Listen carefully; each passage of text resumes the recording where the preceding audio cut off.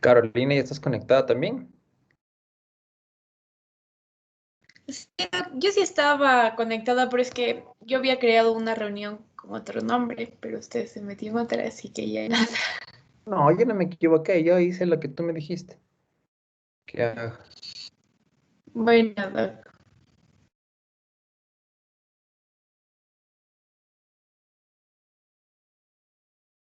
Bueno, entonces, comencemos. Lo que es la colonoscopia, ¿no? Todos han de conocer, todos lo han de haber escuchado alguna vez. Es una técnica endoscópica que explora la mucosa del colon y que permite obtener muestras, o sea, biopsias para el estudio y realizar un correcto tratamiento, diagnóstico y luego tratamiento. Sí, nosotros tenemos tres tipos de endoscopios o colonoscopios flexibles. Antes les cuento que eran rígidos, ya se imaginarán la molestia que era. Uno es el sigmoidoscopio, que nos permite explorar hasta de 70 a 110 centímetros, el colonoscopio corto de 130 a 140 centímetros y el largo de 165 a 180. Pero en términos generales, el que se dispone en todos los hospitales es el colonoscopio largo de 180 centímetros. Y otra cosa, lo que es saber la rectosigmoidoscopía, que es el procedimiento del estudio de los primeros 50 a 70 centímetros del colon, ¿sí? O sea, lo que más vamos a poder ver es el recto sigma y el colon descendente, principalmente en lo que es la rectosigmoidoscopía. ¿Cuándo vamos a pedir este estudio? Cuando queramos estudiar algún tipo de patología que sea bajo, ¿sí? Al ángulo esplénico, o sea, lo que está casi por salir. Acuérdense que para la preparación del colon, para una colonoscopia completa, dura más y es un poco más molestosa para el paciente. En cambio, una rectosigmoidoscopía y ustedes están en una urgencia de hacer el procedimiento puede hacerse con enemas únicamente, ¿sí? Para hacerlo rápido y poder hacer el estudio. Sí, entonces, previo al estudio de una colonoscopia, tenemos que pedir lo básico. Vamos a pedir una biometría, vamos a pedir tiempos y em, vamos a hacer una preparación intestinal. En la biometría vamos a ver si hay leucocitosis, cómo está la hemoglobina, ¿sí? Digamos que tienen un sangrado digestivo bajo, vamos a ver cómo está la hemoglobina, el hematocrito.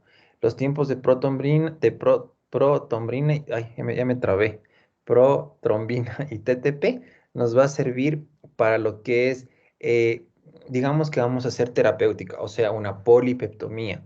O sea, sacar un pólipo, pues nos puede sangrar muchísimo el paciente. Imagínense que esos tiempos estén prolongados, va a sangrar más todavía el paciente. Por eso hay que ser muy cautos con los tiempos de coagulación, tienen que estar dentro de la normalidad. Por eso es importante pedir.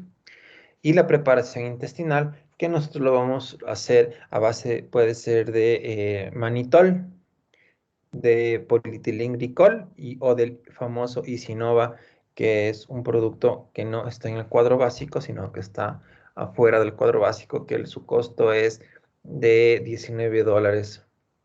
Este Isinova es seguro porque lo que va a hacer es impedir que el paciente se deshidrate y que haya un desequilibrio hídrico electrolítico. Entonces, esto es muy importante en pacientes adultos. El manitol, que sería el otro espectro, hay que tenerle más cuidado porque ese sí te puede causar un desequilibrio hidroelectrolítico. Por tal razón, en un paciente adulto hay que tener cuidado con el manitol. En lo personal, me parece que el Isinova es el más seguro de los tres. Por otro lado, tenemos para preparaciones colónicas en el hospital, teníamos el polietilenglicol, pero ahora ya no. Hubo un tiempo que estuvo descontinuado, hace un poco, de hecho, hace un año, porque había un lote que vino acá al Ecuador con cierto problema en la composición química que sí causaba una descomposición hídrico-electrolítica. Aquí podemos ver lo que es la estructura de un colonoscopio, ¿sí? Entonces es de 1,80 milímetros perdón, 1,80 metros de lo que sería el largo, ¿sí? Con todos los cables que tiene. Si ustedes pueden ver ahí esas rayas blancas, simplemente es para irnos guiando del área en donde está, ¿sí? Ubicado anatómicamente el margen anal de lo que va entrando el tubo, ¿sí? Eso es importante saber.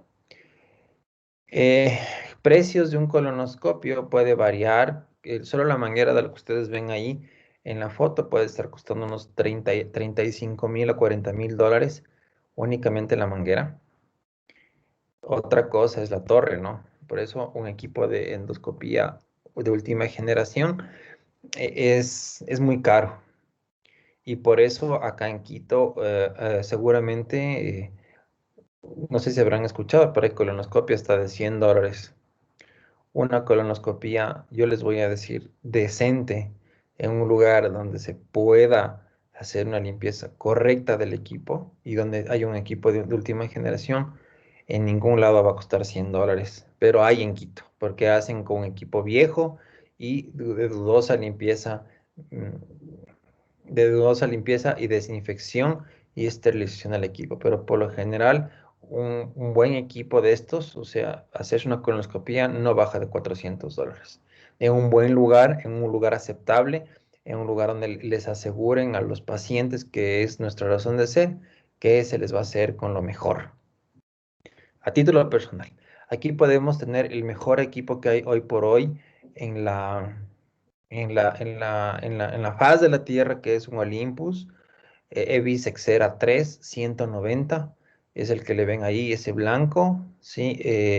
La imagen de este equipo es HD, ¿sí? Ustedes ven hasta el mínimo detalle de la mucosa. Un equipo de estos puede estar llegando a costar precios, bueno, precio aquí sobre precios de los hospitales cerca de 200.000, pero de ahí precio real sin aranceles ecuatorianos posiblemente unos 100.000 dólares. Todo lo que ustedes ven ahí. Por eso es la razón de que los procedimientos de endoscopia digestiva alta y baja tienen el costo que tienen. O sea, no lo vean tanto como que están lucrando, sino porque el adquirir un equipo de estos, la desinfección y la tecnología que tienen, o sea, cuesta, ¿sí? Entonces, este es un Olympus. La colonoscopía, para la preparación del paciente hay que suspender los medicamentos por lo menos 48 horas antes del estudio. Sí, una dieta líquida de 18 horas antes del estudio. Por lo general recomiendo 24 horas ya comenzar con una dieta líquida. Sí, el día previo hay que hacernos enemas evacuantes a las 7 de la noche y a las 22 horas. Eso también hay otros métodos también. Y el día previo, laxantes en la cena con el Isinova. Yo lo que me ha ido bien en lo personal es simplemente recomendar al paciente una dieta líquida. Digamos que el paciente se hace el viernes a las 7 de la mañana, el procedimiento. Si es que el paciente tiene antecedentes de estreñimiento, yo recomiendo que ya jueves en la noche comience con una dieta blanda.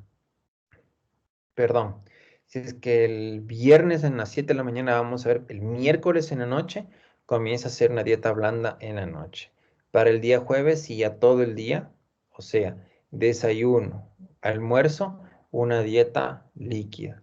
Y el jueves, golpe de 7 de la noche, comenzar la preparación con los laxantes.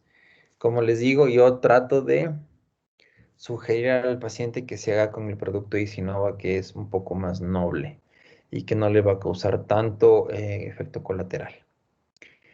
Es importante eso, ver el tránsito intestinal, porque muchas veces ustedes pueden preparar al paciente, pero es que el paciente está con algún tipo de estreñimiento, posiblemente no sea suficiente solo con el laxante. Por eso es bueno comenzar desde antes con la dieta. ¿Sí? La preparación del laxante puede ser por arrastre mecánico, ¿sí? Que el polietilenglicol, que es un líquido ah, isotónico, ¿sí? Y que tiene un papel osmótico. El picosulfito, la lactulosa también se las puede utilizar. La lactulosa principalmente principalmente, espérense un chance, chicos, no sé qué pasó aquí. Bueno, la lactulosa sí tenemos en el hospital, es súper dulce, hay que tener cuidado con los diabéticos, ¿sí? No está recomendado, ¿sí? Toda esa línea que tenemos ahí y los xenócidos. Lo que hoy por hoy tenemos en el hospital es la lactulosa. Pero la lactulosa es recomendable darle a un paciente joven hasta los 50 años, pero de ahí más que eso hay que recomendar o bien el polietilenglicol, que es un poco más barato que el Isinova, o en el mejor de los casos el Isinova. Sí, la preparación del paciente el día del estudio hay que hacer un ayuno, sí, o un desayuno ligero, pero yo en lo personal recomiendo totalmente el ayuno. Un té, un pan tostado, la gelatina como indicó ahí. Los enemas se evacuantes 2 horas antes del estudio, pero siempre y cuando el mismo paciente les diga, doctor, ¿sabe qué? Yo creo que no, he botado todo, todavía salen heces sólidas. Si es que el paciente se sincera y les dice esa situación, sí estaría recomendado completar con enemas antes del procedimiento en sí. ¿Sí? Entonces, durante el estudio, la colonoscopía, por normas de, ¿qué les puedo decir? De humanidad, de derechos humanos, al paciente no vamos a hacer la colonoscopía sin sedación, porque es un procedimiento que les puede causar mucho dolor. Porque ustedes saben que cuando el intestino se distiende por el aire que uno cuando ingresa y va eh, ingresando a él, le puede doler mucho. Por eso es importante la sedación, por un anestesiólogo o por una enfermera. Ahora, ¿de qué va a depender esto? Va a depender de que el endoscopista tenga nociones básicas de lo que es una sedación superficial profunda, ¿sí?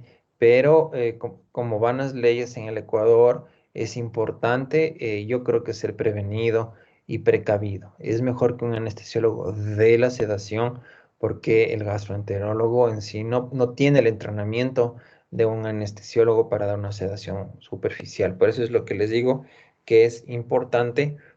Ahora, la realidad es otra, porque ustedes han de haber escuchado, sí, me hicieron la endoscopía, la colonoscopia en el consultorio del doctor.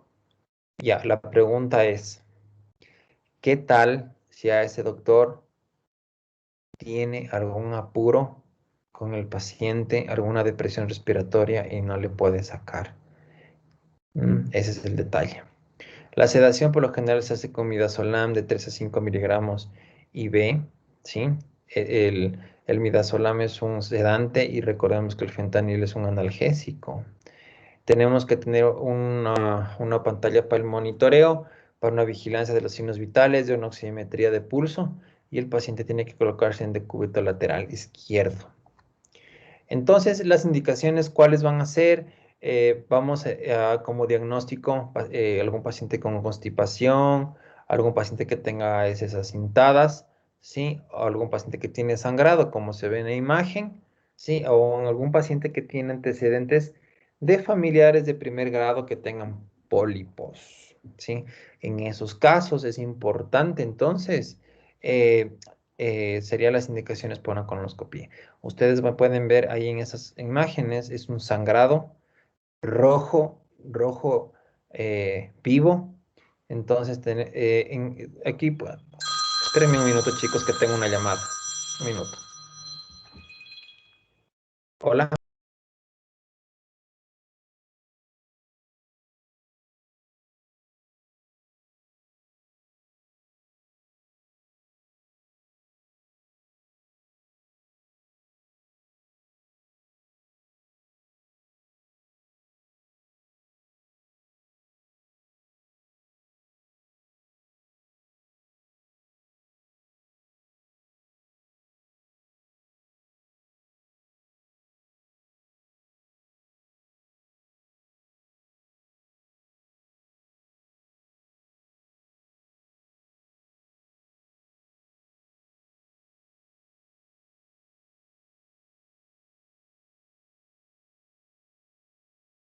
Perdón, chicos, me llamaron del hospital.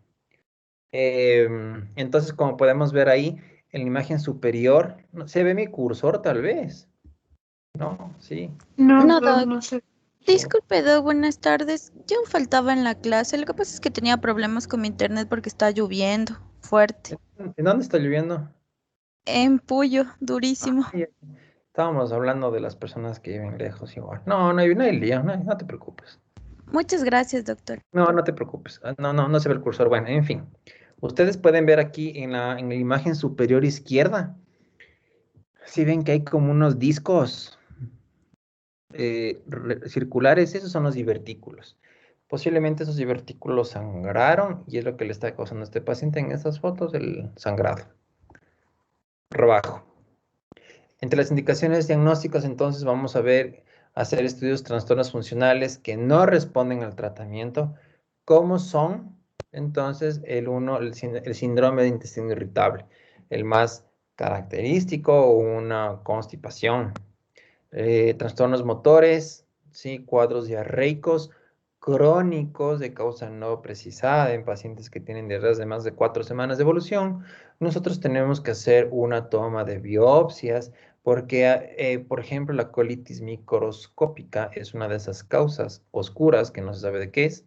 El paciente tiene las diarreas y que las clasifiquen en dos, en las que son las colágenas y las linfocíticas. Ese tipo de ese tipo de diagnóstico nosotros llegamos cuando hay una colonoscopia con toma de biopsias y el patólogo en sí nos va a dar el resultado. Para localización transquirúrgica de pequeñas lesiones que no son palpables al examen físico. Aquí podemos ver un colon de aspecto normal. Pueden ver que hay una vasculatura, se ve una mucosa sana, un poco rosada entre blanca. Ven que es circular. Podría tratarse esta parte de un colon ascendente, ¿sí? Acordémonos que el colon derecho es mucho más delgado que el izquierdo. El izquierdo más bien es para almacenamiento de las heces, ¿no? Acá podemos ver otra parte del colon, esta parte del colon que podríamos ver que es un colon triangular, por así decirlo, es el colon transverso, ¿sí? Y esta parte de aquí que ustedes pueden ver es el ciego. Yo no sé si ustedes pueden ver en esta forma de B que hay acá, al lado izquierdo hay un orificio. Ese orificio de ahí es el orificio del ciego. Perdón, del apéndice. Lo que quiero ver es si es que hay como poner puntero, tal vez ustedes saben. Sí debería aparecerle una opción, Doc. O sea, ahí en el PowerPoint, en la parte de abajo a la izquierda, saben salir como que unas flechitas para cambiar las diapositivas o algo. O si le da clic derecho, capaz le sale un menú y ahí le sale puntero o No, algo. no, es que yo no, creo que es diferente en Windows. Yo no tengo Windows. Bueno, en fin. Entonces, ese es el ciego. Conozcan al ciego. En la parte izquierda está la porción final del ileón. Y eso, no sé si es que se puede ver como un huequito ahí, es el orificio del apéndice, ¿sí? Entonces, las indicaciones de la colonoscopia, indicaciones diagnósticas, sangrados, melenas, sangrado oculto en heces, las diarreas de origen crónico, no afiliado y que no mejoran con el tratamiento, dolores abdominales de origen que no se sabe cuál es, ¿sí? Diagnósticos y seguimiento de enfermedad inflamatoria intestinal, que ya hablamos que son tres, entonces Crohn, colitis ulcerativa y colitis indeterminada.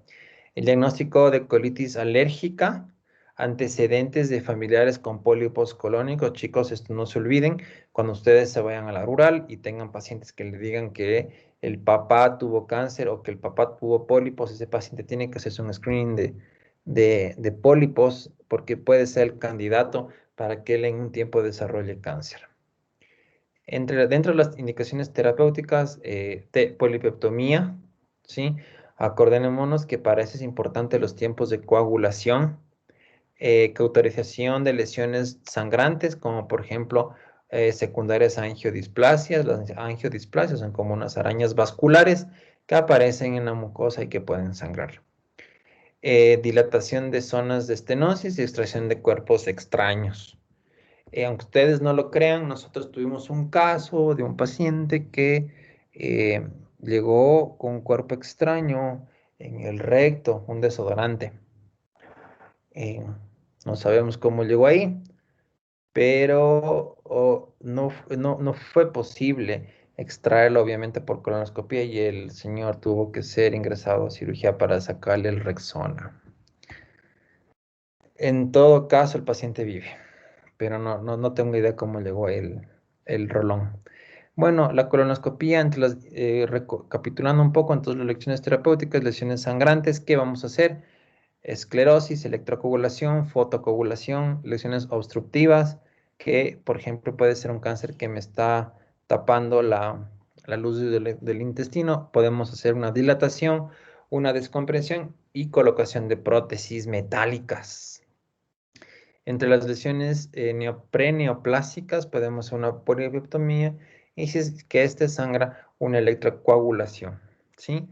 Y en cuerpos extraños, bueno, también dependiendo el tamaño, extracción. Pero como les digo, en este caso del que tuvimos en el hospital hace unos 6 meses, fue un desodorante de su rolón que había ingresado misteriosamente en ese recto. Las indicaciones para la colonoscopía de control, como les dije, antecedentes de personales o familiares de pólipos, cáncer de colon en familiares de primer grado, seguimiento de pacientes operados de cáncer de colon y control periódico de enfermedades inflamatorias intestinales, recordando cuáles son, que ya hablamos la clase anterior. Muy completo lo que habló el doctor, no me acuerdo quién fue, pero bueno, muy súper bien. Hablando de la colonoscopía, las contraindicaciones. En primer lugar, una enfermedad inflamatoria con actividad severa, acordémonos el número de heces, el número de posiciones, si es que hay perforación, si es que hay sangrado, sería más bien esperar, sabiendo previamente que es una enfermedad inflamatoria intestinal. Contraindicación, otra es abdomen agudo, una diverticulitis aguda. ¿Por qué? Porque puede ser que esa mucosa del colon esté friable y pueda perforar. ¿Sí? Antecedentes entonces de una cirugía de colon de reciente realización y la poca colaboración del paciente, que él te diga que no, pero acuérdense que tiene que firmar.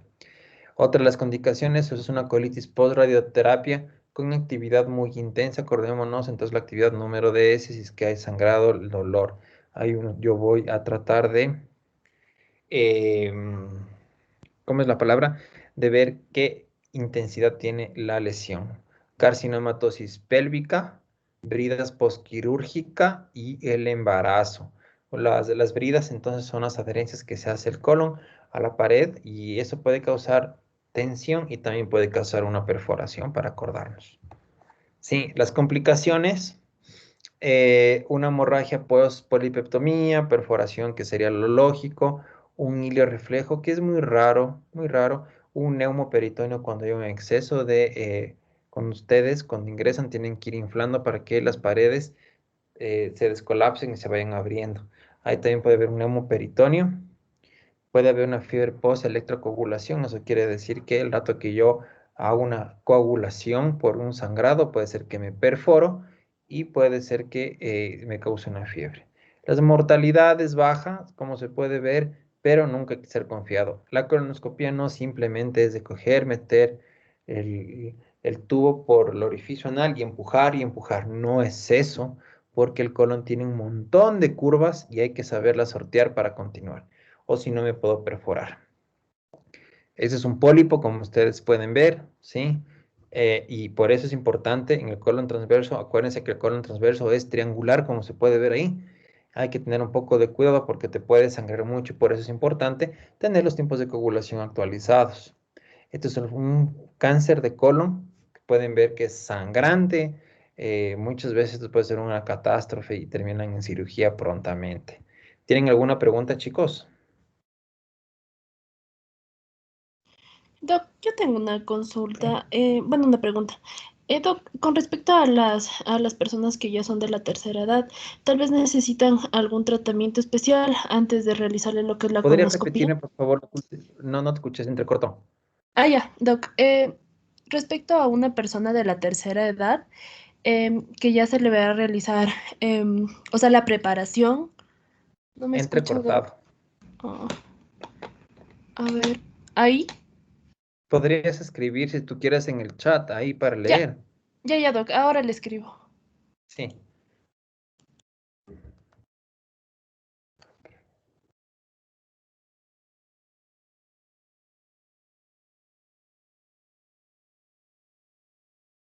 Claro. Dígame, Doc. Te llamo en un rato para quedar lo de las notas, ¿ya? Ya, Doc. Sí. ¿Tienen más clases más tarde o no? No creo, Doc. Lo que pasa Ah, es bueno. que nos están plantando mucho de farmacología, entonces ¿Están estamos qué? ahí a la expectativa. Que nos están plantando mucho en farmacología, Doc. ¿Y cuándo fue la última vez que te dieron fármaco? Chuta, Doc. La semana anterior, pero no me acuerdo si tuvimos el miércoles, que era el último día que se supone que teníamos. Ah, ya. Bueno, Paola me pregunta lo siguiente. ¿Se debe tener una preparación especial a las personas de la tercera edad al momento de realizar una colonoscopia? Pues sí, la preparación, tener exámenes, biometría, química, ¿sí? Tiempos de coagulación. Dos, como había hablado, pienso que el Lisinova, que es un producto que no hay en el hospital, sino que hay que comprar afuera que vale $19, es más seguro para hacer la preparación. Como te había dicho, para el rato de hacer una colonoscopia, y si es que está mal preparado el paciente, es un costo adicional para el paciente y el paciente pierde el tiempo porque no hay cómo hacerle. Por eso es importante por lo menos tener un día y medio antes, iniciar la preparación con una dieta blanda, después una dieta líquida y la noche anterior comenzar con el Lisinova. Entonces, si hay que tener una preparación, no lo podríamos llamar tan especial, pero sí poder enviar a hacer una biometría, una química, sí, y los tiempos de coagulación a este paciente. Si es que este paciente tiene antecedentes de cardiopatía, obviamente tendríamos que pedirle un electrocardiograma o una radiografía de tórax como precaución para que el anestesiólogo vea. Con respecto a la sedación, yo siempre, como les digo, chicos, a veces uno por quererse ahorrar y ganar un poco más no da la sedación, uno puede tener algún tipo de susto durante la endoscopía. Espero haberte respondido, Paola. ¿Alguien más tiene otra pregunta?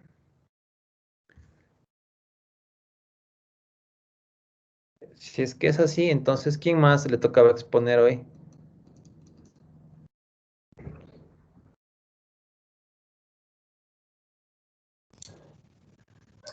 Gaby, ¿estás? Creo que Sí, le sí, tocaba a Gaby. ya voy a compartir. Me avisen si ya se veía.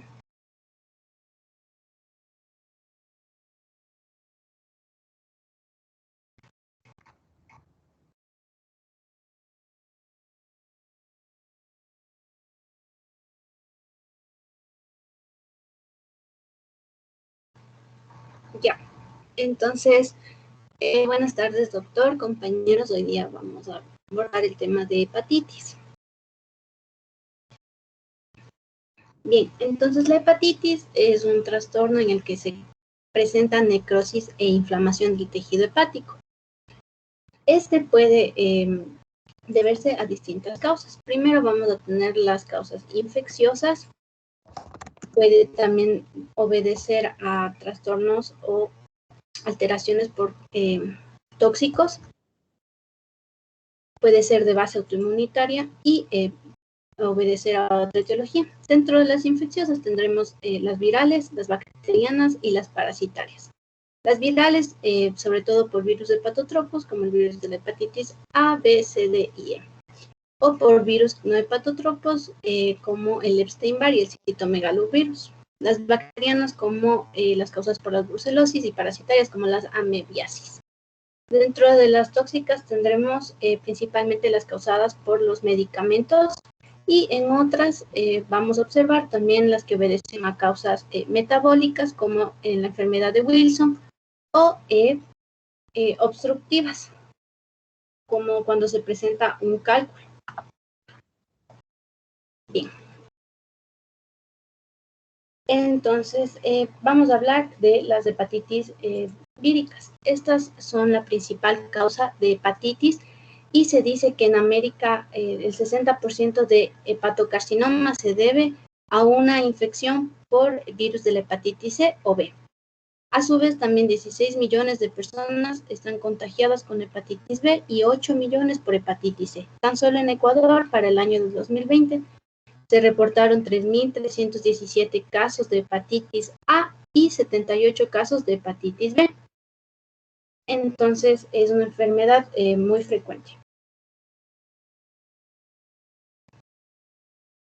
Ya, entonces, como les dije, la hepatitis viral es la principal causa de hepatitis. Esta es una enfermedad infecciosa del hígado que está causada por virus hepatotropos que se replican en los hepatocitos y por lo tanto producen la necrosis e inflamación del tejido hepático. Tenemos 5 virus, el virus de la hepatitis A, B, C, D y E. Bien, entonces las hepatitis virales pueden presentarse de la siguiente manera. Vamos a tener hepatitis agudas que está producida por todos los virus con ciertas particularidades.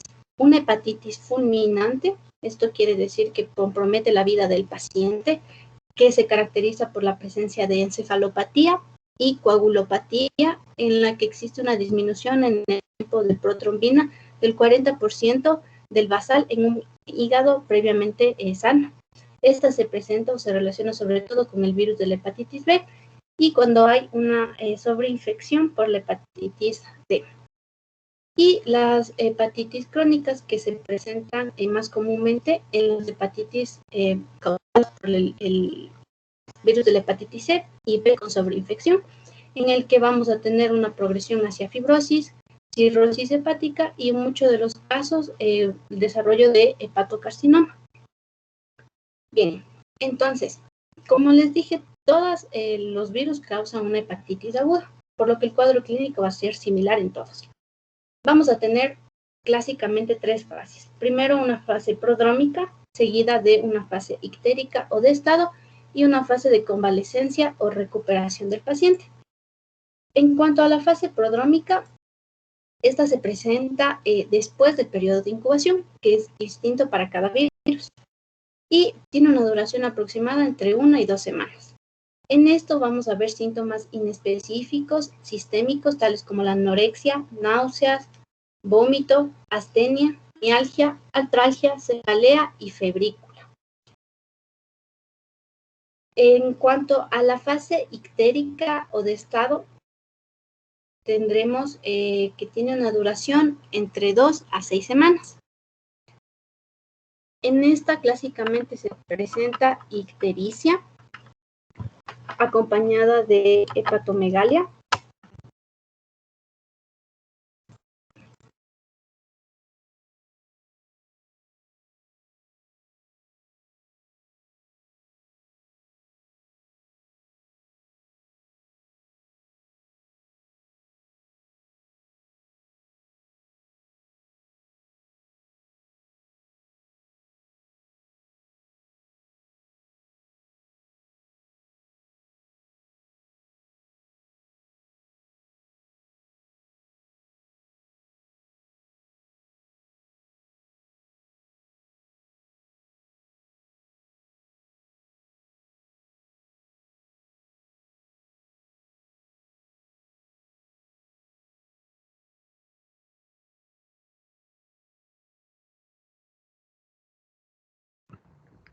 Se congeló la imagen.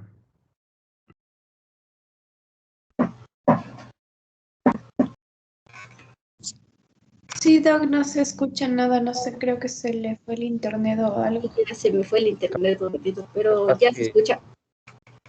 ¿Estás bien, María Gabriela? Sí, solo que se fue el internet, creo. Que nada. Ya. Confírmanos si es que vale. Sí, ahí ya se escucha. Sí te escuchamos, yo sí te escucho. Entonces creo que ya está. Bueno, entonces luego de la fase de prodrómica con síntomas y signos inespecíficos, vamos a tener esta fase ictérica o de estado en la que los pacientes presentan una ictericia y además puede presentarse hepatomegalia. En cuanto al perfil bioquímico, vamos a tener un aumento de la bilirrubina a expensas de las dos fracciones, tanto la directa como la indirecta, y aumento de las transaminasas. En cuanto a la biometría hemática, puede presentarse una linfocitosis o neutropenia más frecuentemente. Entonces, el aumento de las transaminasas no tiene ninguna relación con el daño hepático. Y siempre va a haber un predominio en la elevación de las transaminasas sobre la elevación de la bilirrubina, ya que los virus de la hepatitis principalmente producen una hepatitis con necrosis e inflamación y rara vez una hepatitis colestásica. Entonces, en cuanto al periodo de convalecencia o de recuperación, este se produce después de 2 o 12 semanas de empezada la infección y hay una mejoría general del paciente. También puede presentarse una hepatitis anictérica, que también es frecuente, y el tratamiento de la hepatitis aguda es un tratamiento sintomático con control periódico dependiendo del agente causal. Bien, entonces vamos a hablar de ciertas particularidades de cada uno de los virus. En cuanto al virus de la hepatitis A, este es un virus que se transmite por vía oral fecal con un periodo de incubación de 28 días. En esta, la transmisión se da por el consumo de alimentos contaminados o por el contacto directo de persona a persona. Es más frecuente en los niños por la forma de transmisión, en los que se presenta una infección subclínica en el 90% de los casos. Y en los adultos es rara, pero siempre es sintomática. Bien, entonces, en cuanto a la infección, vamos a ver que existe una excreción fecal antes de la presencia del cuadro clínico, entre la semana 3, por lo que las personas van a eliminar heces que son infectantes y que se mantienen después de 5 a 10 días de iniciados los síntomas. También vamos a tener la fase prodrómica, ictérica y de recuperación en la hepatitis aguda y se caracteriza aquí por tener diarreas después del periodo de incubación. Ahora, el diagnóstico se realiza mediante la determinación de anticuerpos anti-hepatitis A. Primero va a aparecer anticuerpos de tipo IgM, lo que indica una infección activa, y posteriormente va a aparecer anticuerpos de tipo IgG, lo que indica una inmunidad permanente y una infección curada. Entonces, la hepatitis A es autolimitada, por lo que no requiere tratamiento. En caso de requerir, como les he dicho, es tratamiento sintomático con hidratación debido al vómito y diarrea del paciente. Se sugiere descanso y control de la glicemia por posible hipoglicemia debido a la que se inhibe la gluconeogénesis hepática. Y este es inmunoprevenible con la vacunación, que se realiza en aquellas personas que son anticuerpos anti-HBA negativos de tipo IgG. Bien, ahora vamos a hablar acerca de la hepatitis B. Este tiene un periodo de incubación de 4 a 26 semanas. En cuanto a las características del virus, hay que tener en consideración ciertas particularidades. Primero, el antígeno S es el antígeno de superficie. Este es un indicativo de que existe una infección activa y que el virus está en el organismo. En cuanto al antígeno el antígeno E es un indicador cualitativo de replicación viral. El antígeno core es un antígeno que permite que se expresa en los hepatocitos y que no se encuentra en el suero de los pacientes. Y la ADN polimerasa permite la replicación viral. Entonces, aquí vamos a tener primero el escenario de una hepatitis aguda. En una hepatitis aguda, lo que va a predominar es la presencia del antígeno de superficie, como observamos en la imagen desde el inicio de la infección, que es incluso aparece antes de la elevación de las transaminasas. Este está presente durante todo el tiempo que dura la infección. Entonces, esta hepatitis aguda puede tener dos escenarios. Primero, uno que evoluciona hacia la curación, en donde aparece el anticuerpo anti-HBs, y cronificación, en cuyo caso va a persistir el antígeno de superficie por más de 6 meses.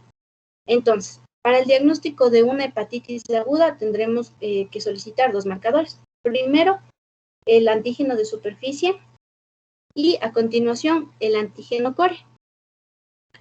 Y en el tipo del antígeno core va a ser de IgM, lo que indica una infección activa y reciente.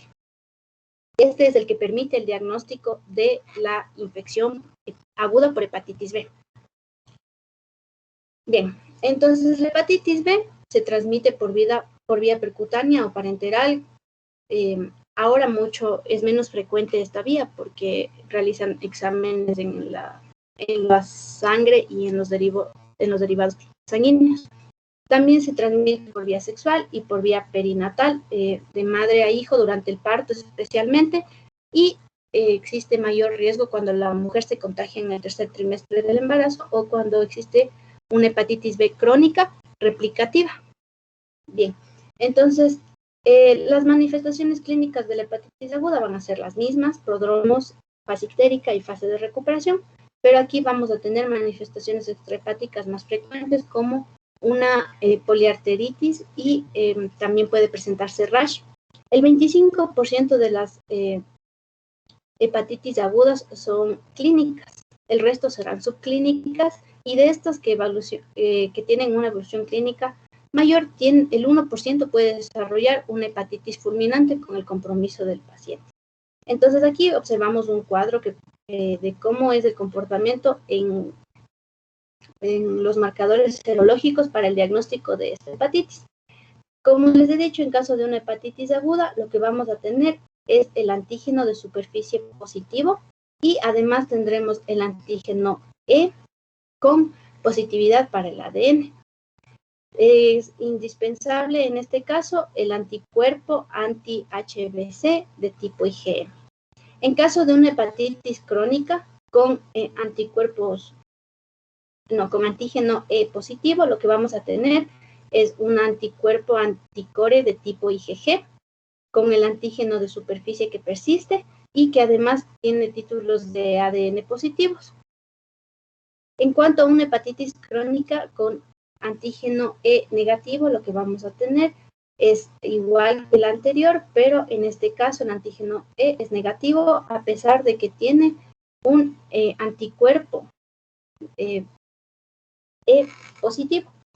El portador inactivo se refiere a aquellos pacientes que a pesar de tener la infección, tienen baja cantidad de ADN y por lo tanto no son infectantes.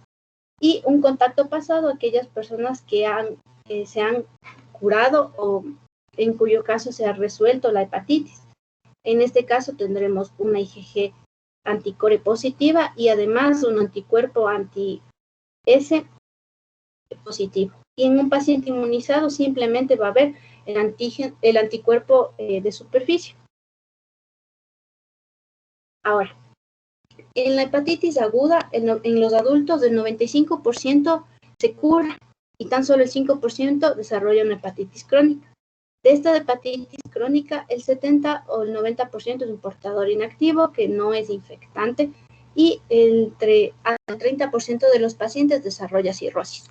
En cambio, la hepatitis aguda en los niños tiene mayor riesgo de cronificación debido a la incorporación del ADN a los hepatocitos, con el posterior riesgo de desarrollo de hepatocarcinoma. Ahora, en cuanto a la hepatitis B crónica, como les he dicho, tiene que haber una persistencia del antígeno de superficie por más de 6 meses y además tenemos que tener un anti-HBC de tipo IgG positivo.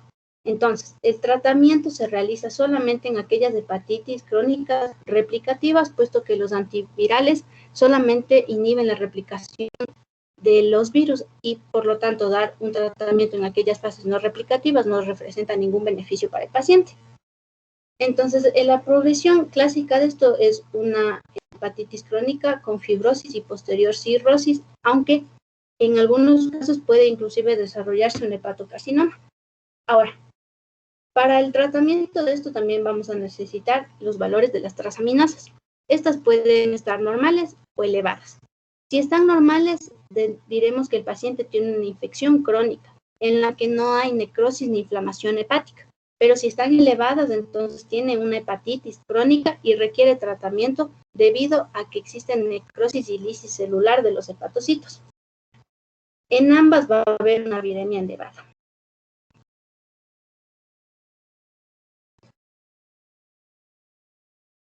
Ahora, la hepatitis B crónica, el tratamiento, como les he dicho, requiere de transaminasas elevadas, con viremia elevada y una lesión hepática que se puede verificar en biopsia. Los objetivos entonces van a ser la remisión del antígeno de superficie y la seroconversión del antígeno E al anticuerpo E, o a su vez lograr niveles de viremia indetectables. Entonces, la hepatitis, una vez que sea diagnosticada hepatitis crónica de tipo B, en aquellos pacientes con un antígeno de superficie que persiste por más de 6 meses y un anticuerpo tipo IgG anticore positivo. En este caso se va a determinar los valores de ADN. Si es que es menor a 2.000 unidades internacionales sobre mililitro, vamos a tener que vigilar al paciente con controles periódicos. Si es que es mayor a 2.000, entonces se solicitan las transaminasas. En caso de que están alterados, entonces ahí se da tratamiento. El tratamiento será tenofovir de 300 miligramos vía oral cada día por 12 meses hasta lograr la seroconversión. Una alternativa es el interferón vigilado, 10 millones de unidades por vía subcutánea 3 veces a la semana durante 4 a 6 meses por un año. Bien, ahora la hepatitis C. La hepatitis C es la hepatitis aguda más leve, por lo tanto es de difícil diagnóstico y muchos pacientes no se diagnostican porque son asintomáticos. Entonces el periodo de incubación es entre 2 y 26 semanas y el diagnóstico se hace con los anticuerpos anti-VHC. Las vías de transmisión son iguales al virus de la hepatitis B, percutáneo parenteral, sexual y perinatal, pero la que es más importante o más frecuente es la percutáneo parenteral, sobre todo en aquellas personas que consumen drogas intravenosas. Entonces, el diagnóstico se va a hacer con la determinación de anticuerpos anti-VHC y después se requiere la secuenciación de ARN por PCR. Entonces, si ambas son positivas, tenemos una infección crónica. Si tan solo el anti-HBC es positivo, puede ser una hepatitis C con resolución o un falso positivo. Si tan solo el ARN es positivo, es una infección aguda precoz, que es sumamente rara. Y si ambos son negativos, no hay infección. Entonces, el 80% de las infecciones cronifica y hasta el 35% desarrolla cirrosis, por lo que el riesgo de hepatocarcinoma es elevado. En esto lo que vamos a observar es, se hace una biopsia y veremos infiltrados con destrucción de los hepatocitos. El tratamiento de siempre en este caso se debe dar tratamiento para evitar el riesgo de progresión a hepatocarcinoma. Entonces, el tratamiento es una combinación y nunca en monoterapia. Se recomienda sofosbuvir más ribavirina, 400 miligramos día, vía oral, 12 semanas, o a su vez 15 miligramos por kilogramos de peso a la semana. Bien, entonces, en cuanto a la hepatitis D, requiere de la coinfección con el virus de la hepatitis B. Tiene un periodo de incubación de 2 a 26 semanas. Tenemos dos escenarios. Puede haber una sobreinfección en el que tanto la hepatitis B como la D aparecen al mismo tiempo, o una coinfección en la que existe una infección crónica de hepatitis B y el paciente adquiere además una hepatitis D. Entonces, si hay sobreinfección o coinfección, vamos a tener el riesgo de una hepatitis fulminante o de cronificarse. En caso de una sobreinfección, el 26% de los casos puede tener un desenlace fatal y el 100% de los casos cronifica. Si se trata de una coinfección, existe menor riesgo de hepatitis fulminante y la cronificación es tan solo en el 10% de los casos. Ahora, el diagnóstico se realiza con la determinación de anticuerpos anti-hepatitis D y IgM del tipo el IgM anti-HBC. Entonces, si hay una coinfección, vamos a tener el IgM y el anti-HD positivos en ambos casos. Cuando no hay infección por hepatitis D, el antihepatitis D va a ser negativo. Y en caso de una sobreinfección, el IgM va a ser negativo y va a haber anticuerpos de tipo IgG anticoagulados positivos. Entonces, se recomienda primero tratar la hepatitis D, que tiene una mejor respuesta al interferón pegilado, 1.5 microgramos por kilogramo de peso por vía subcutánea por semana, y posteriormente se recomienda la adición del tenofovir en el esquema que ya les había dicho. Ahora, la hepatitis E. La hepatitis E es frecuentemente de tipo colestásica. Esta tiene una transmisión oral fecal, nuevamente por el consumo de alimentos contaminados, por el contacto persona a persona, y en este caso también se ha visto una asociación al consumo de carnes mal cocidas, por lo que se habla de que es una zoonosis también. Se presenta en jóvenes adultos también, y esta no cronifica, excepto en dos escenarios: en aquellas personas que tienen inmunodeficiencia, como en el caso de personas con VIH, o en las embarazadas, en las que cronifican más frecuentemente. En esta, la hepatitis fulminante, por lo general, es del 1 o 2% de los pacientes, pero este riesgo aumenta hasta el 20% en las embarazadas, por lo que se requiere la detección en esta población. El diagnóstico se hace con la determinación de anticuerpos anti-HBV. Si es de tipo IgM, es una infección aguda, y si es de tipo IgG, es una infección curada. Entonces, el tratamiento de esta va a ser, esta es autolimitada por lo general en la población, y tan solamente requiere tratamiento en poblaciones de riesgo como las personas inmunodeprimidas o embarazadas. En ese caso se administra ribavirina 200 miligramos vía oral cada 5 horas durante 24 o 48 días. Ya. Ahora, en este escenario hablaremos de la cirrosis hepática. La cirrosis es un proceso difuso del hígado en el que se caracteriza por haber fibrosis con formación de nódulos de regeneración en el tejido hepático. Esta formación de nódulos y la fibrosis va a condicionar una reducción del parénquima funcional en el hígado, con la consiguiente pérdida de función de los mismos. Y este es el estadio final de muchas hepatopatías crónicas. La etiología más frecuente en nuestro medio es la infección por el virus de la hepatitis C, la esteatosis hepática, sea esta de origen alcohólica o no, y la cirrosis criptogénica. También observaremos otras causas, como por ejemplo las infecciosas, ya sea por el virus de la hepatitis B o C, la fibrosis por fármacos o tóxicos como el alcohol. También puede ser por una enfermedad autoinmune. También en caso de haber obstrucción biliar, como en la cirrosis biliar primaria. Entonces, también puede deberse a una estatosis hepática no alcohólica. Bien, en este caso el proceso de inflamación crónica va a condicionar una fibrosis del tejido hepático y la posterior formación de nódulos de regeneración, lo que va a llevar a una pérdida del parénquima funcional. Ahora, en cuanto a las manifestaciones clínicas de la cirrosis, vamos a tener dos escenarios: una cirrosis compensada y una descompensada. En la cirrosis compensada, los pacientes por lo general son asintomáticos o, a su vez, oligosintomáticos. Vamos a ver la presencia de síntomas como fatiga, prurito, sobre todo en las palmas, edema, ictericia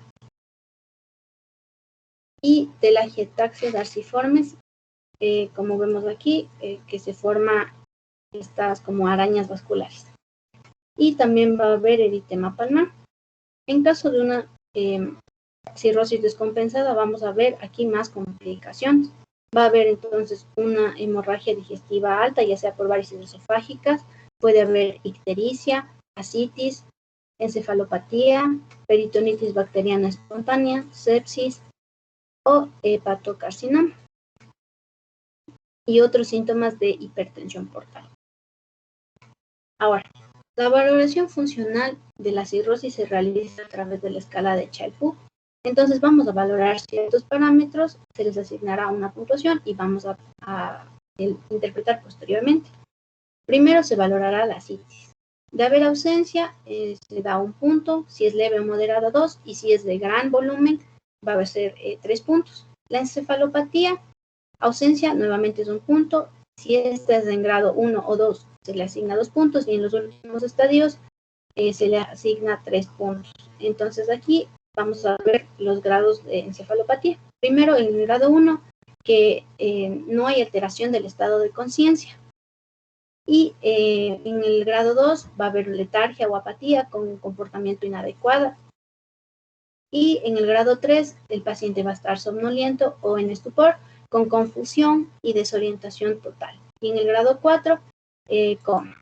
Entonces, en caso de la bilirrubina, lo que vamos a tener en miligramos sobre decilitro es que si está menor a 2, se asigna 1 punto, entre 2 a 3 puntos, y si es mayor a 3, 3 puntos. La albúmina también se evalúa sobre gramos sobre litro, y si es mayor a 3,5, 1 punto. Si está entre 2,8 y 3,5, 2 puntos, y si es menor a 2,8, 3 puntos. El tiempo de protrombina en segundos, si este es menor a 4 segundos, 1 punto. Si está entre 4 y 6, 2, y si es que es mayor a 6, 3 puntos.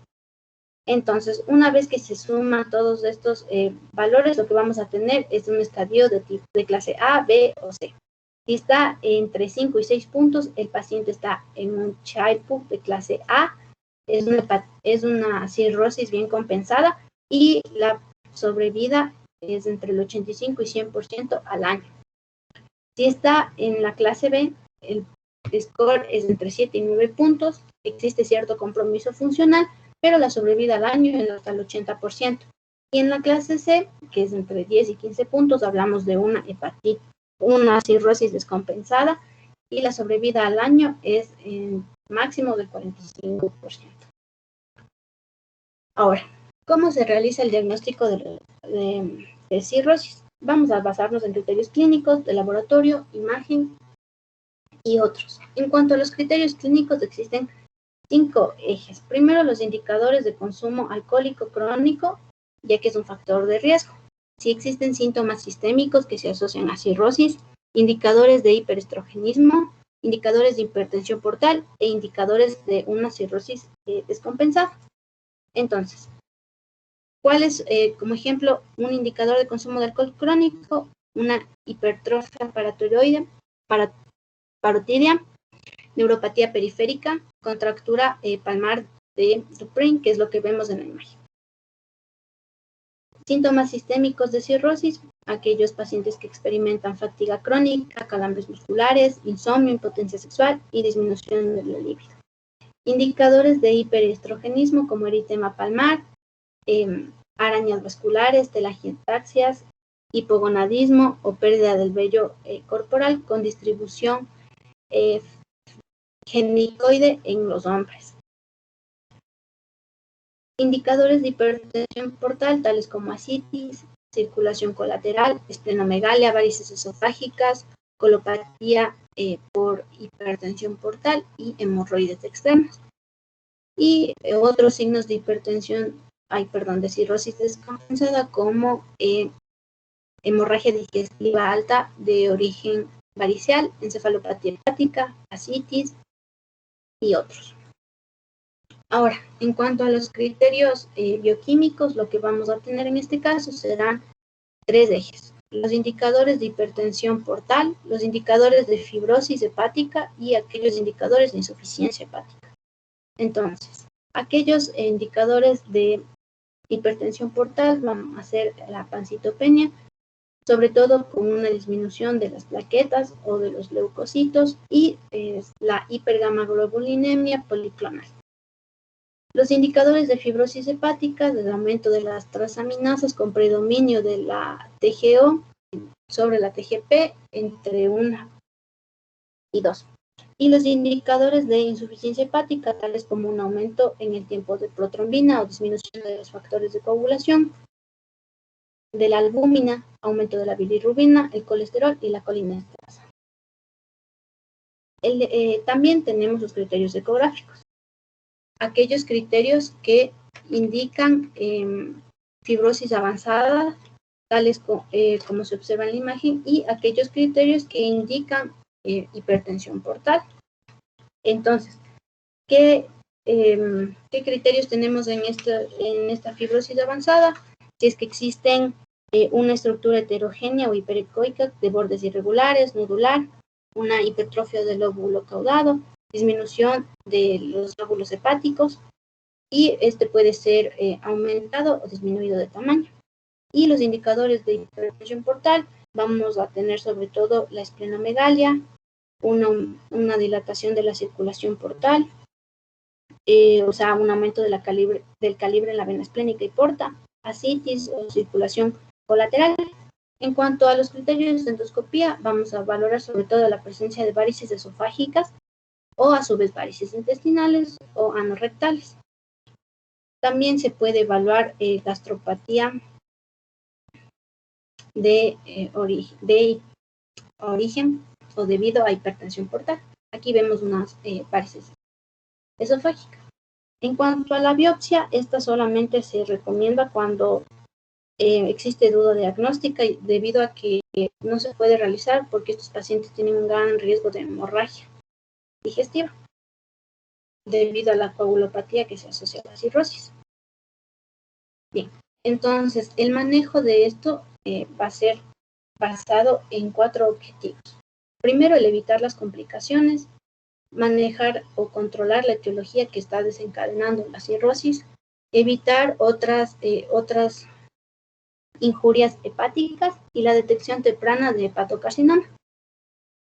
Para esto lo que se recomienda entonces es lo siguiente: una dieta restringida en sal, en la que se recomienda un consumo máximo de 5 gramos al día. También se recomienda evitar drogas nefrotóxicas y hepatotóxicas.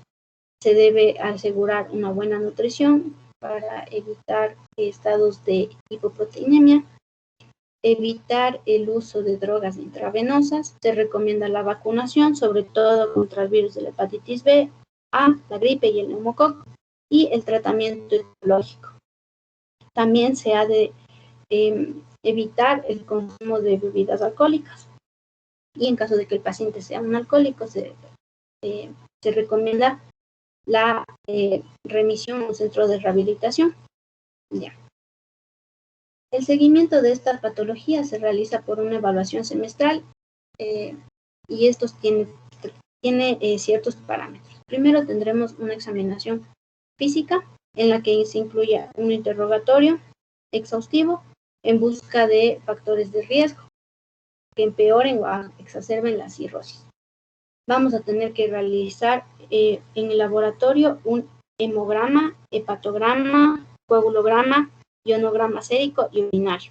También se examinará la alfa-fetoproteína, se realizará una ecografía abdominal en busca de signos de hipertensión portal y una endoscopía digestiva alta, sobre todo para valorar el riesgo de varices esofágicas. Entonces, si es que al momento del diagnóstico el paciente no presenta varices esofágicas, se realizará cada 2 o 3 años esta endoscopía digestiva. Si es que por el contrario el paciente presenta varices esofágicas, pero estas son pequeñas, entonces se realiza una nueva endoscopía al año. Si es que en el momento del diagnóstico las varices esofágicas son grandes o gástricas, se realizará anualmente, debido a que el anterior también se puede realizar cada 2 años. Y si es que no existe varices esofágicas o estas se han erradicado, se realizará cada año. El pronóstico de de la cirrosis compensada es 90% a 5 años, pero si es que esta es descompensada, el pronóstico se reduce al 10% de supervivencia a los 5 años. Eso es todo. Gracias. Bueno, esta parte de la cirrosis, les cuento que en el hospital hay muchísimo. Es importante conocer entonces que la cirrosis hepática es la parte final de una hepatopatía crónica, ¿no es cierto? Las dos causas principales de cirrosis hepática aquí en el Ecuador son las de origen alcohólico y se está viendo también bastante la que es relacionada con el origen, con el NASH, o sea, con el hígado graso. Por eso es importante al paciente que tiene hígado graso tratar de inculcar un poco de medidas higiénico-dietéticas, porque ese hígado graso puede en algunos años en futuro causarle cirrosis. Entonces la cirrosis es una enfermedad crónica que es irreversible, ¿sí? Y que como característica es la sustitución de la arquitectura normal del hígado, ¿sí? Por bandas de tejido fibroso, ¿sí? Como consecuencia de esto, o sea, del cambio del tejido fibroso, hay menos células hepáticas y por lo tanto el hígado comienza a dejar de hacer sus funciones habituales, ¿sí? Entre esas funciones habituales, síntesis de proteínas, ¿sí? Que es las que van a actuar en la coagulación de la sangre, producción de bilis, neutralización y eliminación de sustancias que son ajenas al organismo, ¿sí? Y producción de defensas en contra de la infección. ¿De acuerdo? También se impide la normal circulación de la sangre por el hígado, ¿sí? Hagan de cuenta que el hígado se hace como una piedra. Entonces la sangre que ingresa a una piedra comienza a esparcirse porque no tiene, el hígado normal es como un césped, por así decirlo. Si ustedes al césped le botan agüita, créanme que van a tener como, va a chupar, pero en cambio un hígado cirrótico se va a comenzar a esparcir el agua y es lo que van a comenzar a formar los colaterales, o sea, las varices esofágicas, gástricas o rectales, ¿sí? Que termina produciendo una hipertensión portal. Esperen chicos un minuto, por favor, que tengo una llamada del hospital.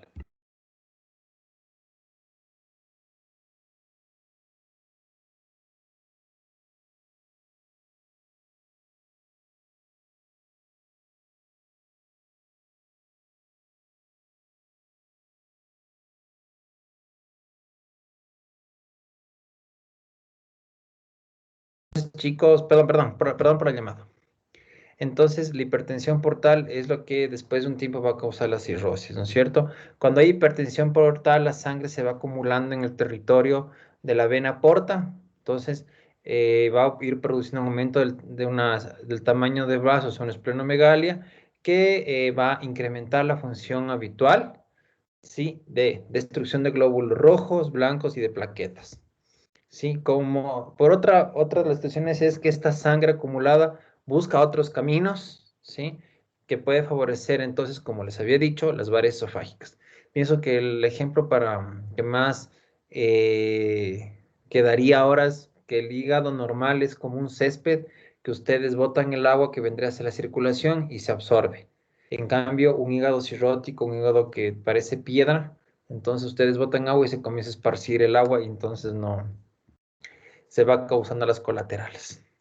Entre las causas ya hablamos, hay un montón de causas, pero la más común aquí en el Ecuador es la alcohólica y secundaria un hígado graso, ¿sí? Pero también hay otras, por ejemplo, la hepatitis crónica por hepatitis B, ¿sí? Hepatitis autoinmunes, como la colangitis biliar primaria, o la hepatitis autoinmune también les puede causar cirrosis. Enfermedades como por ejemplo el Wilson, que también habían hablado, la hemocromatosis, problemas cardíacos, medicamentosos cuando hay una hepatitis tóxica de larga evolución, como por ejemplo el metotrexate. Por eso es importante. Ahora, los síntomas principales en las fases iniciales de la enfermedad, los pacientes no tienen ningún síntoma, ¿sí? Cuando empieza a fallar ya la función hepática, pueden aparecer los primeros síntomas que son fatiga, puede haber debilidad, pérdida de apetito, ¿sí? De peso, sangrados, epistaxis por la nariz o hematomas, ¿sí?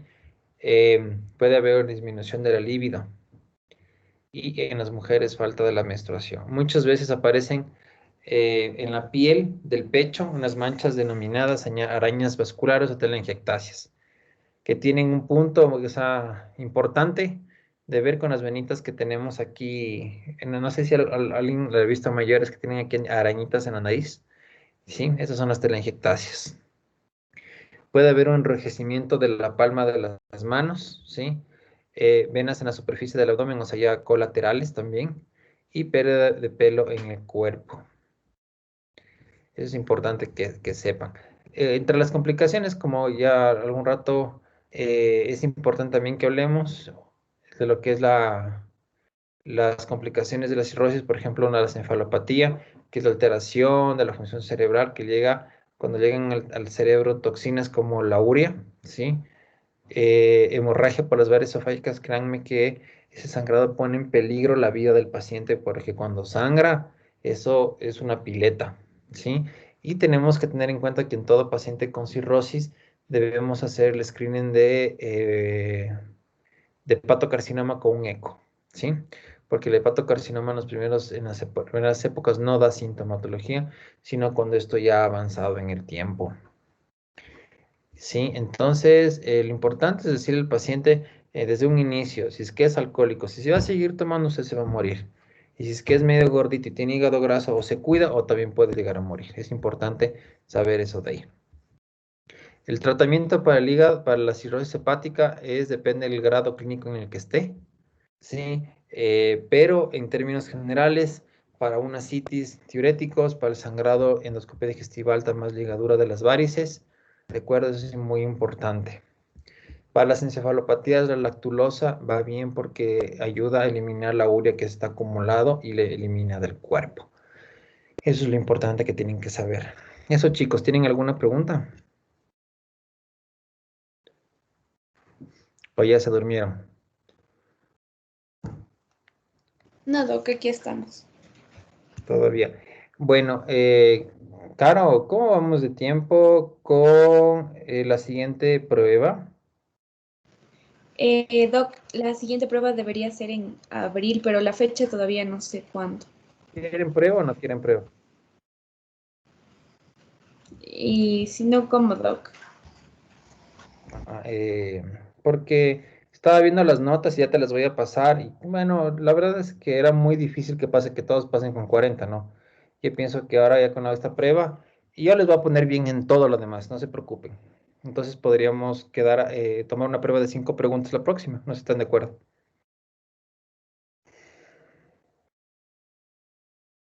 Así fácil como les tomé. O sea, sí. En fin, Caro, las temas para la próxima semana, por favor, pancreatitis aguda, pancreatitis crónica, Ya, Doc. ¿sí? Y ya vimos tal vez colangitis, No, Doc, todavía no. ya, puede ser colecistitis, colelitiasis y colangitis, que no son temas tan largos, la verdad.